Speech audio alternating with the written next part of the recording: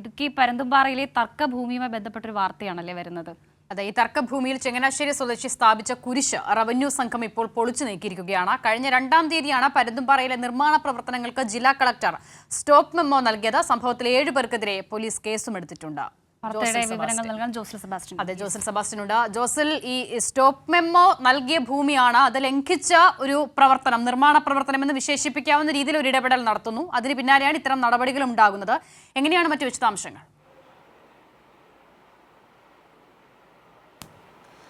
അസിത, വർഷ, നിങ്ങൾ സൂചിപ്പിച്ചതുപോലെ തന്നെയാണ് ഇത്തരത്തിൽ സ്റ്റോപ്പ് മെമ്മോ കളക്ടർ നൽകിയിരുന്നു. അതുപോലെ തന്നെ ആ പ്രദേശങ്ങളിൽ നിരോധനാജ്ഞ അടക്കം ജില്ലാ കളക്ടർ പ്രഖ്യാപിക്കുന്ന ഒരു സാഹചര്യം ഉണ്ടായിരുന്നു. അവിടെ വ്യാപകമായി കയ്യേറ്റം നടക്കുന്നു എന്നുള്ള രീതിയിൽ പരാതി ഉയർന്നതിനെ തുടർന്നാണ് ഈ നടപടി ഉണ്ടായിരിക്കുന്നത്. അത്തരത്തിൽ നിരോധനാജ്ഞ നടന്ന ഒരു സ്ഥലത്ത് ഇത്തരത്തിൽ വേറൊരു സ്ഥലത്ത് വെച്ചു പണിത കുരിശ് അവിടെ കൊണ്ടുപോയി സ്ഥാപിച്ച് നിർമ്മാണ പ്രവർത്തനം നടത്തി എന്നുള്ളതാണ് ഇപ്പോൾ ഉയർന്നു വന്നിരിക്കുന്ന ആരോപണം. അതിൻ്റെ അടിസ്ഥാനത്തിൽ ഇപ്പോൾ റവന്യൂ ഉദ്യോഗസ്ഥർ എത്തി ഈ കുരിശ് പൊളിച്ചു മാറ്റുന്ന ഒരു സാഹചര്യമാണ് ഉണ്ടായിരിക്കുന്നത്.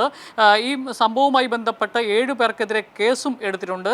ഏതായാലും ഈ പ്രദേശത്ത് കുറേ നാളുകളായി ഈ നിരവധി ടൂറിസം മേഖലയിൽ വളരെ ഉണർവുള്ള ഒരു പ്രദേശമാണ്. അതുകൊണ്ട് തന്നെ ടൂറിസം മേഖലയിൽ പണം മുടക്കുന്നതിന് വേണ്ടി ധാരാളം ആളുകൾ എത്തുന്നുണ്ട്. അത്തരത്തിൽ പണിത ഒരു റിസോർട്ട്, അതുപോലെ തന്നെ അവിടെ പണിത ഒരു കുളവുമായി ബന്ധപ്പെട്ടുമൊക്കെയാണ് ആരോപണം ഉയർന്നിരിക്കുന്നത്.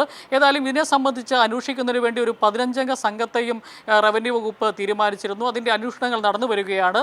സ്റ്റോപ്പ് മെമ്മോയും നിരോധനാജ്ഞയും എല്ലാം നിലനിൽക്കുന്ന ഒരു സാഹചര്യത്തിൽ നടത്തിയ ഈ നിർമ്മാണ പ്രവർത്തനമാണ് ഇപ്പോൾ റവന്യൂ ഉദ്യോഗസ്ഥർ പൊളിച്ചു നീക്കിയിരിക്കുന്നത്. ശരി ജോസൽ, എന്തായാലും നടപടികൾ പുരോഗമിക്കും. വർഷ, അന്വേഷണവും മറ്റു കാര്യങ്ങളും ഒക്കെ ഉണ്ടാവും. 7 പേർക്കെതിരെ കേസെടുത്ത ഒരു സാഹചര്യം. അതെ, തീർച്ചയായും സ്റ്റോപ്പ് മെമ്മോ ഉണ്ടായിരുന്നു എന്നുള്ളതാണ് ഏറ്റവും പ്രധാനം. അത് ലംഘിച്ച് ഈ നിലയിലുള്ള ഇടപെടൽ നടത്തിയതാണ് പ്രശ്നമാകുകയും ചെയ്തത്.